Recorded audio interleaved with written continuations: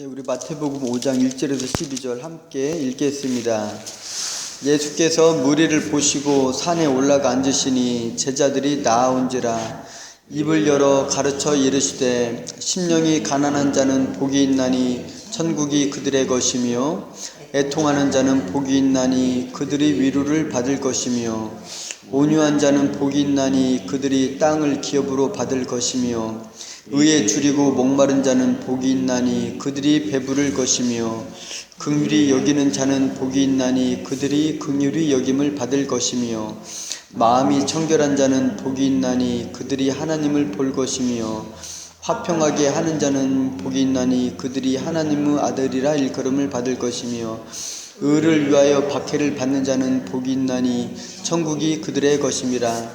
나로 말미암아 너희를 욕하고 박해하고 거짓으로 너희를 거슬러 모든 악한 말을 할 때에는 너희에게 복이 있나니 기뻐하고 즐거워하라. 하늘에서 너희의 상이 큼이라. 너희 전에 있던 선지자들도 이같이 박해하였느니라. 아멘. 아침에 예배당에 왔는데 전우사님이 저한테 막 화를 내는 거예요. 밥통이 더럽다고. 그래서 제가 그랬어요. 감사하라. 감사자한테 기뻐하라. 하나님 말 기쁘지 않대요. 또 했죠. 하나님 말씀에 형제한테 노하는 자마다 지옥불에 던져질 것이다. 그러니까 지옥에 가도 좋대요. 우리는 이런 걸 깨달으면서 우리는 하나님 말씀을 이룰 수가 없다는 것을 발견하면 되는 거예요. 그러니까 우리는 정말 지옥에 던져지는 것이 마땅한 존재이다. 예수님 말씀에 손이 범죄케 하거든 손을 끊어내버리라. 발이 범죄케 하거든 발을 끊어내버리라. 온전한 몸을 가지고 지옥불에 던져지는 것보다 사지가 끊어지고 가는 게 낫다. 그렇지만 우리가 손과 발을 가지고 범죄치 않는 자가 누가 있습니까? 그러나 범죄했다고 손과 발을 끊는 사람이 없죠. 결국 주님의 말씀은 손과 발을 끊는 것이 아니라 너희가 행할 수가 없다. 여자를 보고 음욕을 품는 자는 이미 가늠하였다. 형제를 향하여 화내는 자는 이미 지옥불에 던져진 것이다. 너희는 이미 지옥에 있다는 것입니다. 그렇다면 우리가 지옥에서 빠져나오는 유일한 방법은 무엇입니까? 그분의 용서와 은혜죠. 그러니까 주님께서 하시는 모든 말씀은 오늘 산상수훈의 말씀도 마찬가지입니다. 우리가 이것을 행하여 지키라는 말씀이 아닙니다. 그것은 바로 우리가 이렇게 살 수가 없다라는 말씀. 그리고 이 말씀을 통하여서 하나님의 백성들은 이러한 삶이 원해서가 아니라 그냥 주어질 것인데 그런 것을 통하여서 결국은 하나님의 용서와 은혜를 간구하게 될 것이라는 말씀을 바로 산상수훈의 말씀을 통하여서 우리에게 주시는 것입니다. 우리 기독교의 역사는 눈물과 고난의 역사였습니다. 먼저는 예수님께서 세상에 계실 때 그분의 삶이 바로 고난 그 자체였습니다. 말이 좋아서 12명의 제자들이지 12명의 노숙인들이 더 맞는 표현일 것입니다. 12명의 패배자들, 12명의 어떤 찌질이들, 떨거지들 같은 그런 사람들, 예수님을 포함한 13명의 노숙인들이 이 마을에서 복음을 전하다가 쫓기면 저 마을로 가고 저 마을에서 쫓기면 이 마을로 가고 그 13명이 다니면서 제대로 식사를 했겠습니까? 그리고 13명이 제대로 먹기나 하고 씻기를 했겠습니까? 그런 자들이 이곳에서 외면당하고 저곳에서 외면당하면서 그렇게 살았습니다. 그러다가 드디어 그 스승이 예루살렘으로 죽으러 가는 그 순간에 제자들은 본격적으로 자리다툼을 시작했습니다. 누가 그 서열에서 높은 곳을 차지할 것인가?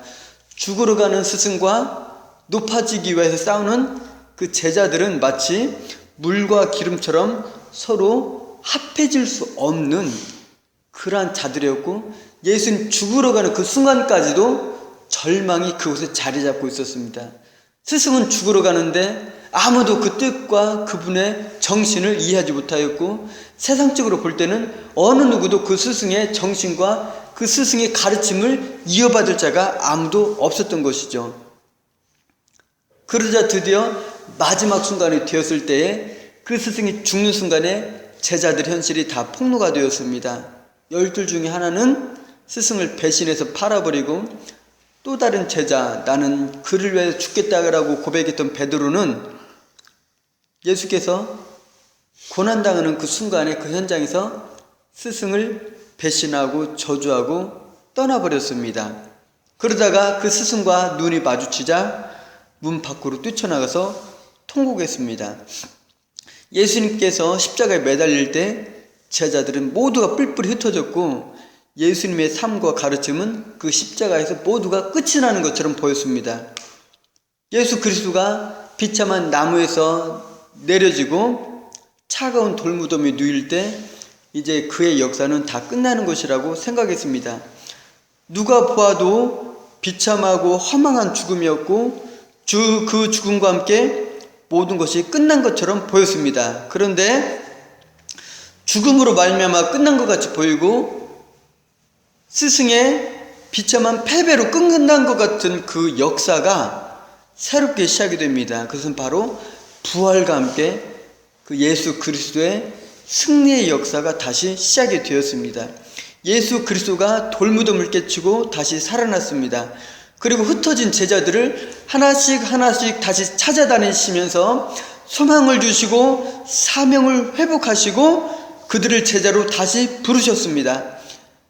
그때서야 제자들은 그 스승의 부활과 만난 예수님을 통해서 하나를 깨닫죠. 그것은 내 힘과 능력으로, 내가 가진 것으로는 하나님의 의를 이룰 수 없고 예수님의 삶을 따를 수가 없다는 그 사실 하나를 그들은 발견했습니다.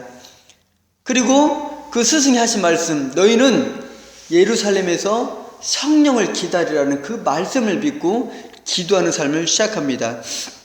마침내 오순절 날이 이르렀을 때에 마가 다락방에서 기도하는 그들 위에 성령께서 하나님의 영이 불꽃처럼 임하셨습니다.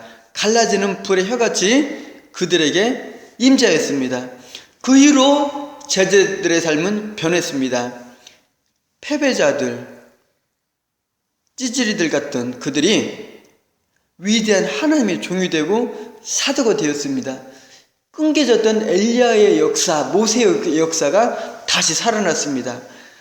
그들이 복음을 전할 때 3,000명, 5,000명이 동시 회개하고 돌아오는 역사가 일어났습니다. 하나님의 능력이 이 땅 위에 임하였고, 시체 같았고 죽었던 자들이 다시 살아나는 역사가 일어났습니다.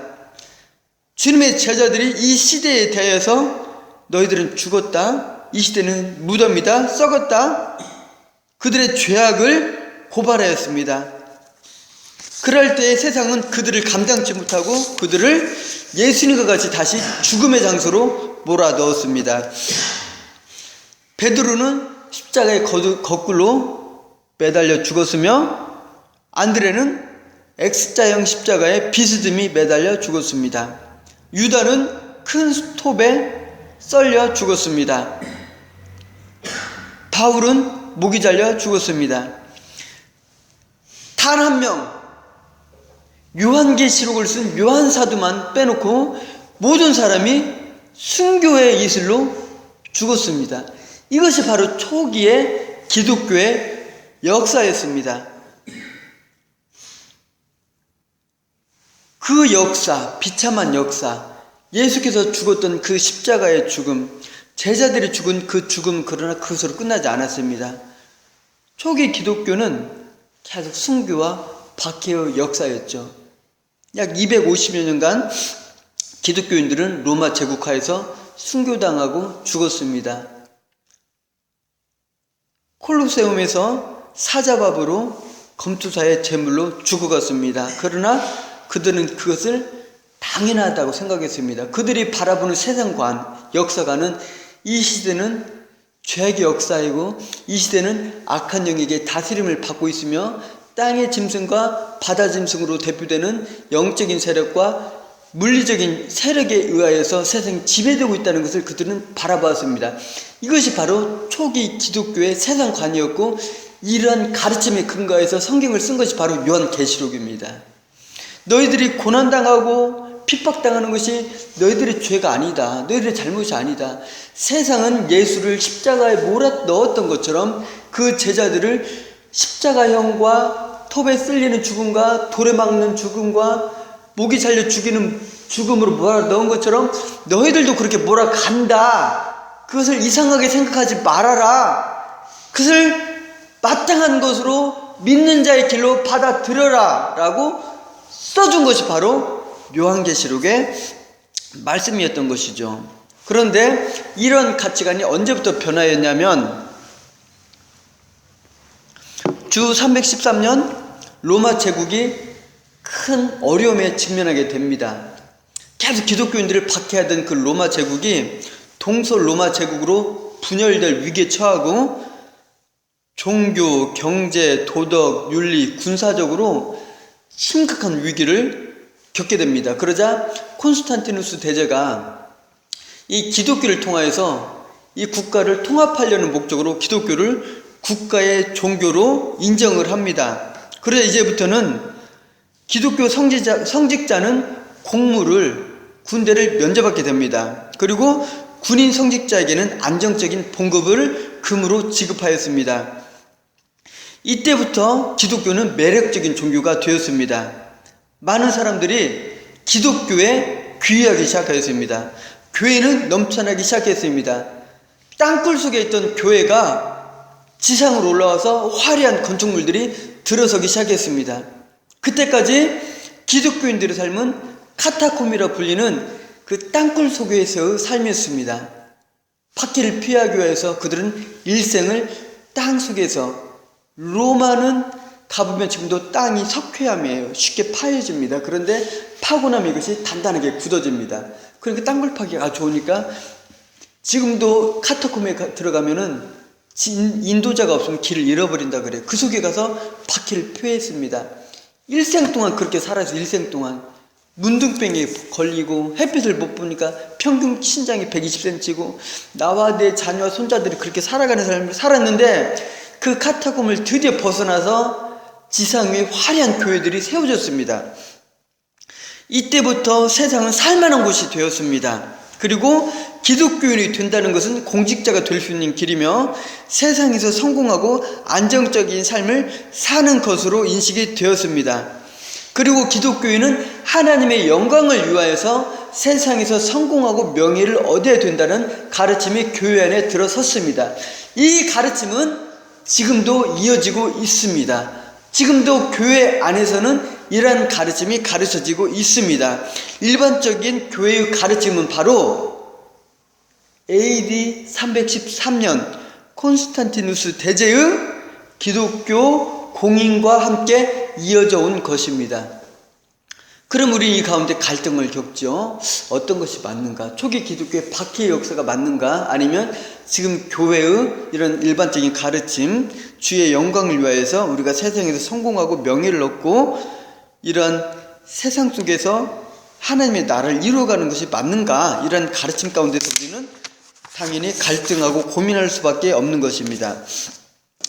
이런 가운데서 오늘 우리는 이 신약 성경의 복음의 진수라고 할 수 있는 바로 산상수훈의 말씀을 하나님으로부터 듣게 됩니다. 이 산상수훈의 말씀은 단순히 기독교인만 사랑하는 말씀이 아니에요. 일반적인 사람들도 시편 23편의 말씀을 사랑하는 것처럼 이 말씀을 굉장히 깊이 새기고 받아들입니다. 간디가 가장 사랑했던 말씀, 밤낮으로 아침 저녁으로 받던 말씀이 산상수훈의 말씀입니다. 그런데 이 말씀은 불행하게도 세상 사람들을 향해서 주어진 말씀이 아닙니다. 힌두 교도였던 간디에게 주어진 말씀이 아닙니다. 이 산상수훈의 말씀은 이 말씀을 잘 듣고 너희들 이렇게 살아, 이 말씀을 따라 살아라고 주신 말씀이 아닙니다. 먼저는 우리가 이 말씀의 대상이 누구인지를 한번 살펴보도록 하겠습니다. 자, 한번 우리 1절 말씀을 함께 읽겠습니다. 1절 말씀. 예수께서 무리를 보시고 산에 올라가 앉으시니 제자들이 나온지라.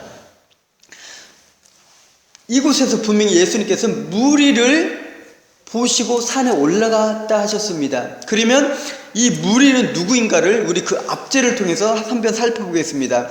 4장 23절부터 25절입니다. 예수께서 온 갈릴리에 두루 다니사 그들을 회당에서 가르치시며 천국 복음을 전파하시며 백성 중의 모든 병과 모든 약한 것을 고치시니 그 소문이 온 수리아에 퍼진지라. 사람들이 모든 앓는 자 곧 각종 병에 걸려서 고통당하는 자 귀신 들린 자 간질하는 자 중풍병자들을 데려오니 그들을 고치시더라. 갈릴리와 데가볼리와 예루살렘과 유대와 요단강 건너편에서 수많은 무리가 따르더라. 이 산상수훈의 말씀은요, 마치 모세가 시내산에 올라가서 하나님의 말씀을 받은 것처럼 예수님께서 하나님의 말씀을 새롭게 선포하시는 그런 말씀과 흔히 비교가 되는 말씀입니다. 그런데 바로 그 모세가 하나님의 말씀을 받고 전할 때에 그때도 허다한 무리, 잡족이 그 모세를 따라 나왔습니다. 그들은 하나님을 보고 따른 것이 아니라 모세가 행한 기적을 보고 그를 따라 나왔습니다. 애굽에서 행했던 10가지의 이적, 장자가 죽는 그 기적 앞에서 그들은 두려움으로 그 모세를 따라 나왔습니다. 그것처럼 오늘 말씀에서도 허다한 무리가 예수를 따라 산으로 올라왔는데 그들은 누구이냐? 그 앞절에 나오는 것처럼 예수가 행한 그 기적을 보고 따라 나온 자들입니다. 그런데 그들은 결국에 어떻게 되느냐? 기적을 보고 이적을 행하고 놀라운 능력을 보고 성공과 명예의 불을 따라 예수를 따랐던 자들, 지금도 교회를 그런 목적으로 채웠던 많은 자들은 결국은 예수께서 그런 떡을 주는 자가 아니라는 것을 발견했을 때 즉시로 그 순간적으로 바로 그 장소에서 예수를 십자가에 못 박아라고 외치는 자들이 되었습니다. 여러분, 기적과 이적과 성공과 콘스탄티누스의 성공을 보고 따르던 자들은 바로 이 무리와 같은 자들입니다. 그들이 원하는 이적, 행할 때는 주님을 따릅니다. 그들이 바로 예수께서 빵 5개로 5,000명을 먹일 때는 즉시로 그들은 주님을 따릅니다. 그러나 예수께서 나는 너에게 그들 주지 않겠다라고 말할 때 내가 원하는 하나님, 성공을 주는 하나님, 세상에서 명예를 주는 하나님이 아닌 것을 발견할 때 즉시로 그들은 예수님을 부인하고 떠납니다. 그들을 가리켜서 예수님은 염소라고 말을 합니다. 나쁜 고기라고 말을 합니다. 가라지라고 말을 합니다. 그런데 그 말씀을 그들에게 전할 때에 그 말씀에 반응하는 자들이 있었습니다. 그 말씀이 그들 안에서 반향을 일으키고 그 내부에서 힘이 되는 자들이 있었습니다. 그들이 누구입니까? 제자들입니다. 1절에 나올 때에 무리를 보시고 산에 올라가 앉으시니 제자들이 나온지라. 그럼 우리가 이 말씀을 생각할 때에 이 무리들이 예수를 따랐는데 예수님 제자들만 불러서 산에 올라간 것이 아닐까 생각할 수도 있습니다. 제자들이 나온지라. 그런데 여기서 제자들은 12명이 아니에요. 70일 파송한 것처럼 허다한 제자들이 있었습니다. 그런데 이 듣는 대상이 무리인가 제자들인가? 귀로 듣는 자들은 무리였습니다. 그러나 그 말씀이 그 안에서 반향을 일으키고 삶이 된 자들은 제자들이었습니다. 제자들이 나왔다는 말씀이 이 말씀입니다. 한번 우리 7장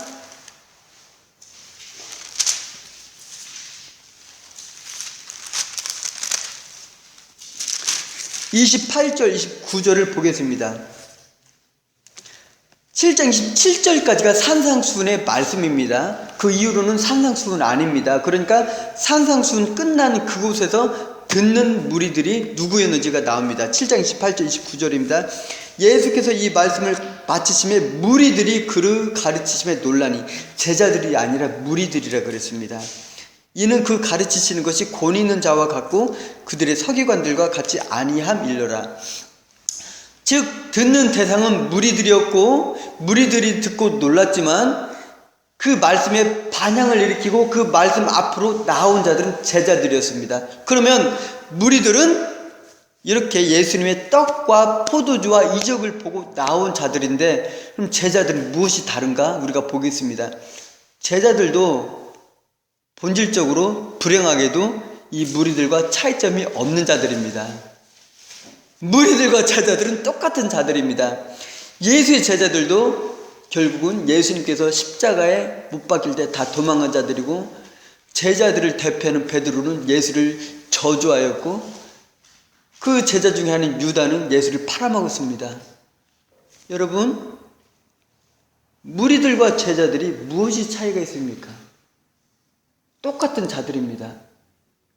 그런데 그 제자들은 그 말씀에 반향을 일으켰다는 것은 그들이 이렇게 이 말씀을 가지고 살았다는 것이 아닙니다. 이것은 바로, 제가 문자를 내겠습니다. 개구리는 따뜻한 물에서 새끼를 낳습니까? 차가운 물에서 새끼를 낳습니까? 예, 개구리는 새끼를 낳지 않죠. 알을 낳습니다. 예. 이 알을 낳으면 이 알은 어느 정도 시간이 되면 올챙이가 돼요. 물고기입니다. 그것은 아가미로 숨을 쉽니다. 그런데 어느 정도 되면 폐가 생깁니다. 진화가 아니에요. 그냥 때가 되면 그렇게 돼요. 어느 때가 되면 앞발이 나옵니다. 앞발이 먼저 나와요? 뒷발이 먼저 나와요? 또 뭐 이상한 거 물어볼까 대답을 못 하시는데, 뒷발 먼저 나와요? 앞발 나오고 꼬리가 없어집니다. 올챙이가 노력하는 것이 있어요, 없어요? 없어요. 때가 되면 그냥 그렇게 되는 거예요. 때가 되면 알이 깨지고 나오고, 때가 되면 뒷발 나오고 앞발 나오고 꼬리가 나와요. 산상순의 말씀은, 이 제자들은 노력해서 이 삶을 사는 게 아닙니다. 그들이 노력해서가 아니라 이들이 올챙이가 앞발 나오고 뒷발 나오고 꼬리가 없어지고 폐가 생기는 것처럼 이런 말씀이 삶으로 그냥 나오는 것입니다. 즉, 제자들은, 이 말씀에 반향을 일으키는 자들은 노력해서가 아니라 이 말씀이 그냥 사라지는 자들인데, 어떠한 자들이 이 제자들인가? 무리와 제자의 차이는 무엇인가? 누가복음 6장 12절 17절 말씀에 이렇게 나옵니다. 이때 예수께서 기도하시러 산으로 가사 밤이 새도록 하나님께 기도하시고 밝음에 그 제자들을 부르사. 제자들은 부르심을 받은 자들입니다. 세상 사람들과 우리는 차이가 하나도 없습니다. 그러나 무리와 제자의 차이는 부르심입니다. 어떠한 자는 예수께 나와서 내가 주님 쫓겠습니다. 그래? 너 가진 거 다 팔아 나를 쫓으라. 주님을 버리고 갑니다. 어떠한 자는 주님 앞에 나옵니다. 나를 쫓으라. 예수님, 나 아버지 장사 지내야 됩니다. 죽은 자가 너희 아버지 장사 지내게 하고 너는 나를 쫓으라. 주님의 부르심은 그분의 임의적인 선택입니다. 내가 주를 쫓겠습니다. 너 필요 없다라고 말씀하십니다. 너 가서 네 가진 거 다 팔아. 그리고 쫓아. 본질을 폭로하니까 주님을 떠납니다. 나 주님 못 쫓겠습니다. 야, 너 그런 거 다 버리고 그냥 쫓아와. 12제자를 택하여 부릅니다. 그들이 주님을 따르겠다고 말하지 않습니다. 일방적으로 주님이 그들을 선택하시고 부릅니다. 바로 제자는 예정된 사람, 선택받은 사람, 창세전에 하나님께서 이미 계획한 사람을 말하는 것입니다. 이것이 바로 제자와 무리들의 차이점입니다. 예수님의 제자들, 그 패배자들, 찌질이들, 그 루저들, 예수님께서 그냥 부르신 거예요. 아브라함, 그 수많은 이방신을 섬기는 그 고대 근방의 제사장 중에서, 죄인 중에서 하나를 일방적으로 선택하는 거예요. 이게 바로 제자들이었던 것입니다. 이것이 바로 예정입니다. 이것이 하나님의 선택입니다. 우리는 바로 그 제자들입니다. 바로 산상수훈은 이러한 제자들, 그리고 제자들은 당연히 이런 삶을 살게 된다라는 내용으로 이 산상수훈을 주신 것입니다. 그래서 산상수훈의 말씀은 이렇게 살아라, 세상 사람들이 생각하는 윤리의 말씀이 아닙니다. 산상수훈은 삶의 지침이 아니라 삶의 결과입니다. 하나님의 백성이 이런 결과를 얻게 될 것이다. 핍박당하는 삶을 살 것이다. 고난당하는 삶을 살 것이다. 심령이 가난한 삶을 살 것이다. 이런 말씀을 주는 것입니다. 동시에 또 하나 볼 것은 온유한 삶, 의에 줄이고 목마른 삶, 긍휼히 여기는 삶, 마음이 청결하는 삶, 우리는 살 수가 없습니다. 그런데 너희가 살 수가 없지만 그렇게 볼 것이다라는 말씀을 주는 것입니다. 바로 하나님의 나라가 우리 삶 가운데 뚫고 들어오는 것을 말씀하는 것입니다. 그래서 바로 이 산상순의 말씀은 결국은 이 세상 사람들, 어떤 힌두교도 불교도 세상 사람들의 윤리적인 말씀으로 준 것이 아니라 바로 그 제자들을 향해서 주신 말씀입니다. 그래서 오늘 저는 1절과 2절 말씀만을 가지고 계속 생각을 할 것인데요. 바로 그럼 이 제자들 그리고 이 산상순의 말씀을 받은 예정된 자들은 그렇다면 왜 이런 세상 속으로 왔는지까지 오늘 우리가 생각해 보겠습니다. 왜 하나님께서는 이 제자들, 하나님이 예정하시고 선택하시고 구원한 자들을 이 세상으로 보내셨을까요? 왜 하나님께서는 다 구원하셨다면 우리를 그냥 그곳에서 영원전에 선택하셨다면 그냥 살게 하시면 되는데 왜 이 세상에 보내셔서 이 산상순의 말씀처럼 애통하는 삶, 핍박당하는 삶, 고통당하는 삶, 이런 삶을 살까요? 왜 살게 하셨을까요? 여러분 혹시 지금 이런 고통당하고 슬프고 의에 줄인 삶을 살고 있습니까? 그렇다면요, 고난당하는 삶을 살고 있다면 아주 잘 사는 삶입니다. 그것이 우리가 잘못하고 죄를 지어 하나님께 벌을 받는 것이 아니라 그것이 바로 하나님의 뜻입니다. 잘 살고 있는 것입니다. 그렇다면 바로 이 제자들은 왜 세상에 오게 되었을까요? 그리고 이 제자들이 이런 삶을 살 것이라고 주님께서 말씀하시는데 왜 제자들은 이 세상에 왔을까요? 그것은 바로 우리는 실제적으로 하나님 나라의 왕자들입니다. 그리고 이미 구원받은 자들입니다. 그런데 그러한 자들이 하나님 나라의 영광을 깨닫기 위하여서는 세상에서의 고난을 겪음으로써 하나님 나라의 영광과 세상에서의 죄악을 비교할 수가 있습니다. 이것을 주님께서 발견하게 하시기 위해서 세상에 보내신 것입니다. 제가 이 부분에 관해서는 다음에 또 다시 한번 말씀을 드리도록 하겠습니다. 그래서 결국은 예수님께서 하시는 말씀은 그 제자들을 향해서 하신 말씀, 너희들은 심령이 가난한 삶을 살 것이다. 그리고 애통하는 삶을 살 것이다. 살아라가 아닙니다. 여러분, 살아라가 아닙니다.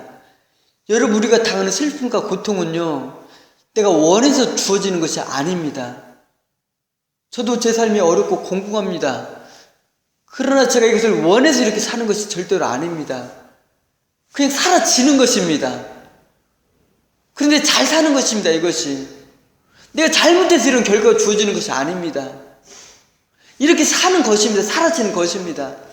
이것이 바로 제자들의 삶입니다. 너희들이 애통하는 삶을 살 것이다. 올챙이가 때가 되면 뒷다리 나고 앞다리 나고 꼴이 되는 것처럼 너희가 제자냐? 그럼 애통하는 삶을 살 것이다 라고 주어지는 것입니다. 세상 사람들은 애통하려고 노력을 해요. 그러나 예수님께서 하신 말씀은 애통하라고 노력하라고 삶의 교훈으로 주는 것이 아니에요. 간증이 이 말씀을 보면서 이 말씀을 지키기 위해서 노력하라고 주는 말씀이 아니에요. 이 말씀을 잘 받아들여야 돼요. 이건 삶의 윤리가 아니라 너희들이 제자야? 그러면 가난한 삶을 살 거야. 애통하는 삶을 살 거야. 의에 줄이고 목마른 삶을 살 거야.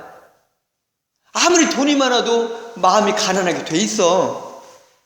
남을 긍휼히 여기는 삶을 살 거야. 마음이 청결한 삶을 살 거야. 의를 위해서 핍박당하고 박해당하고 죽음을 당하는 삶을 살 거야. 너희들이 원해서 사는 게 아니야. 너희들은 천국의 올챙이야. 지금 개구리야. 때가 되면 그 삶을 살 거야 라고 주시는 것이라는 것입니다. 그러니까 여러분이 만약 그런 삶을 살고 있다면 잘 사는 거예요. 그것이 맞는 거예요. 그것을 설명하기 위해서 요한사도가 요한계시록 말씀을 준 것처럼 똑같습니다. 주님은 고난당하고 박해당하는 삶을 살 제자들을 향해서 너희들 그런 삶을 살 때 이 말씀 기억해, 위로로 주시는 말씀이라는 것입니다.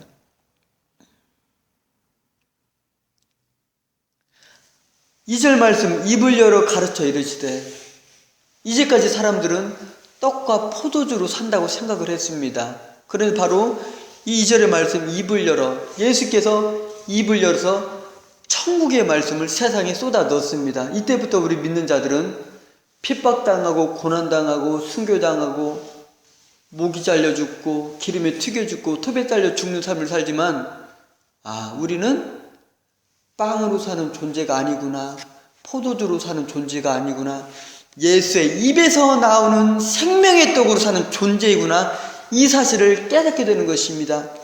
입을 열어 가르쳐 이르시되, 예수께서 입을 여는 이 순간은 천국의 떡이 지금 우리에게 쏟아져 나오는 그런 거룩한 시간입니다. 모세가 율법을 그 산 위에서 가져와서 전하였던 것처럼 이제 예수께서는 천국의 떡을 믿는 자들인 제자들에게 지금 쏟아놓고 있는 그 순간입니다.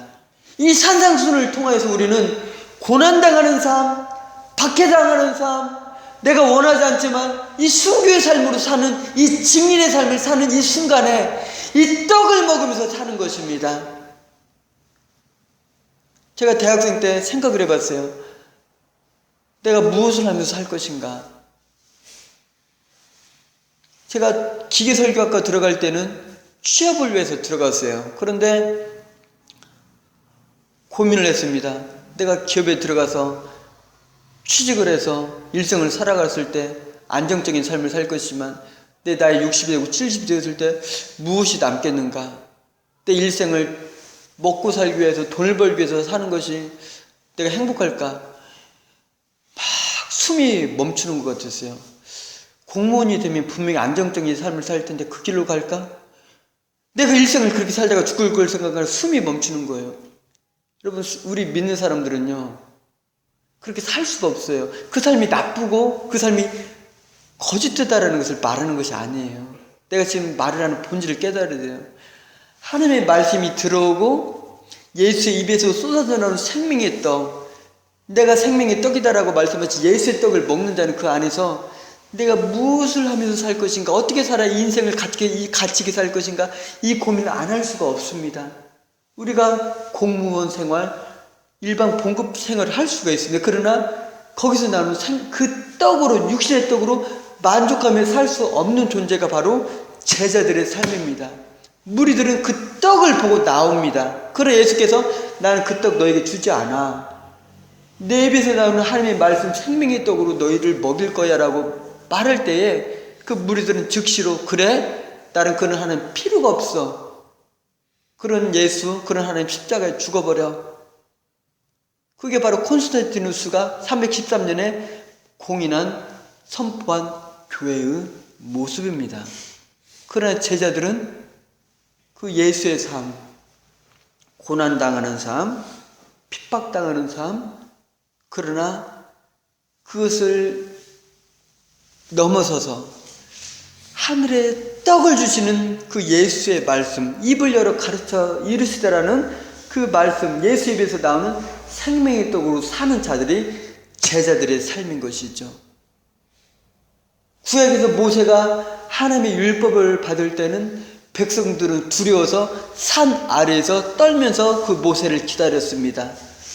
그러나 예수께서 산에 오르실 때에는 죄인들이 예수를 따라 산으로 올라갑니다. 이것이 바로 1절에 나오는 그 예수의 모습입니다.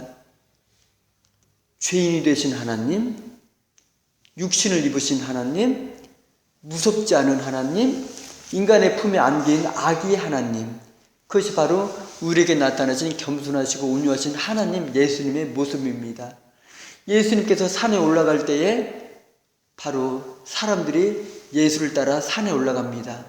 구약에서 모세가 산에 올라갈 때 사람들은 두려워서 떨고 그 모세를 기다렸으나 이제 우리는 성육신하신 예수를 따라 그 하나님께 나아갑니다. 이것이 바로 1절과 2절에서 말씀하시는 내용입니다. 예수께서 산에 오르시니 제자들이 나아온지라.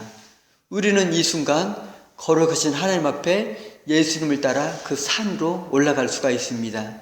바로 그러나 누구만, 모든 무리들이 그 산에 올라가는 것 같았지만 누구만 주님 앞에 나아갑니까? 제자들이. 그 바로 우리가 그 주님 앞에 서 있는 제자들입니다. 그리고 그 제자들은 이런 삶을 살게 됩니다. 무리들은 이 산상수훈의 말씀을 가지고 삶의 지침으로, 윤리적인 가르침으로 받아들입니다. 그러나 다시 말합니다. 산상수훈은 윤리적인 가르침이 아닙니다. 산상수훈은 결과로서 이런 것들이 주어지는데, 고난이 주어지는데, 그런 고난이 주어질 때에 이상하게 생각하지 말아라. 당연히 주어지는 것이다. 너희들이 잘못해서 주어지는 것이 아니야. 이 세상이 너희들의 집이 아니기 때문에, 이 세상에 악한 영역이 다스림을 받기 때문에 천국 백성이 오면 고난당하게 되어 있어. 이것을 깨달으라고 주신 말씀, 즉 현상을 설명하기 위해서 주신 말씀이라는 것을 이 산상수훈을 통해서 우리는 발견해야 됩니다. 그러니까 세상 사람들이 산상수훈을 윤리적인 가르침으로 받아들이는 것이 얼마나 잘못됐는지 아시겠죠? 산상수훈은 설명서입니다. 삶의 설명서. 그리고 이것이 바로 무리들과 제자들의 차이이고, 죄자든 우리들은 천국에서 이미 예정된 자들이 삶에서 지금 인턴 수업을 하고 있는 것입니다. 그리고 오늘 2절 말씀처럼 입을 열어 가르쳐 이르시다라는 말씀을 통해서 우리는 이 세상에서 우리는 떡으로 만족할 수 있는 존재가 아닙니다. 우리는 핍박당하는 존재입니다. 그러나 예수의 말씀, 이 말씀을 잘 생각해 보세요. 자, 얼마나 큰 차이가 있는지 생각해 보세요. 우리가 사는 게 어렵고 고단합니다. 그런데 만약 제가, 야, 그 니네들이 다 잘못해서 그래. 너희들 죄 받고 있는 거야. 지금 벌 받고 있는 거야. 얼마나 힘들어요. 나 지금 이렇게 다 원해서 그러는 게 아닌데, 나 열심히 살려고 하는데 이렇게 되는데. 그런데 만약에 제가 이게 하나님 뜻이다, 믿는 자들이 이런 삶을 사는 게 하나님 뜻이라 그럴 때 얼마나 위로가 되고 힘이 돼요. 이게 요한계시록의 말씀입니다. 가령 감기 환자가 있어요. 감기 걸리면은 가래가 나오고 기침이 나와요. 몸에 있는 노폐물을 뱉어내는 거예요. 그런데 약을 먹어서 감기와 기침을 안으로 사겨요. 그것은 몸의 노폐물을 다시 마시는 거예요. 이것만 해도 괜찮아요. 감기 걸린 환자한테 마약을 먹여버려요. 그래가지고 아픈 걸 잊어버리고 몽롱하게 만들어서 계속 잠을 재워요. 병에 걸리면 합당한 약을 주거나 병을 이길 면역력을 기르는 게 맞는데, 우리 믿는 자들이 고난당하고 아픔을 겪는 이 상황 가운데서는 바른 약을 먹여서 이 상황을 인식하는 게 맞는데 마약을 먹이고 너희들이 잘못하는 거야, 잘못된 처방을 줘서 오히려 괴롭게 만드는 것이 맞느냐는 것이죠. 오늘 교회의 가르침, 바로 초대교회 성도들, 예수의 제자들, 예수님이 걸어갔던 그 고난의 길, 핍박의 길을 우리가 지금 걸어가고 있을 때에 이것이 너희가 지금 잘못된 길을 걸어가고 있는 거야 라는 잘못된 처방을 받는 것이 맞는지, 아니면 그 가운데서 너희들이 면역력을 기르고 그것이 맞는 삶을 사는 것이 맞다라는 위로의 말씀을 받는 것이 맞는지를 한번 생각해 보십시오. 이것이 바로 오늘 예수께서 제자들을 향해서 주신 말씀, 그리고 요한계시록에서 그 요한사도가 고난당하고 핍박당하고 땅굴 속에 숨어 살고 사자 밥이 되는 성도들에게 주신 말씀이라는 것이죠. 너희들이 어떻게 이해를 하겠어요? 왜 우리가 핍박을 당하는가? 예수님을 따르고 하나님 섬기는데 잘못한 것이 없는데. 요한사도가 하신 말씀이, 야, 너희들 지금 너무너무 잘 살고 있는 거야. 하나님 뜻이야. 얼마나 기뻤겠어요. 그 7 교회들이. 요한계시록 주신 목적을 아시겠죠? 산상수훈 주신 말씀 아시겠죠? 위로를 위해서 주신 말씀이라는 것입니다. 그래서 이 말씀을 통해서 우리는 위로를 받고 힘을 얻고 이 시대를, 죽음의 무덤의 이 시대를 살아갈 힘과 용기를 얻기 위해서 오늘 이 시간 1절과 2절 말씀, 예수께서 무리를 보시고 산에 올라가 앉으시니 제자들이 나온지라. 천국의 떡을 입을 열어 쏟아내시며 가르쳐 이르시되 이 산상순의 말씀을 통해서 위로를 받고 힘을 얻고 고난과 핍박 가운데 우리 모든 순교자의 성도들의 삶이 힘을 얻는 그런 삶을 사시기를 원합니다. 기도하겠습니다.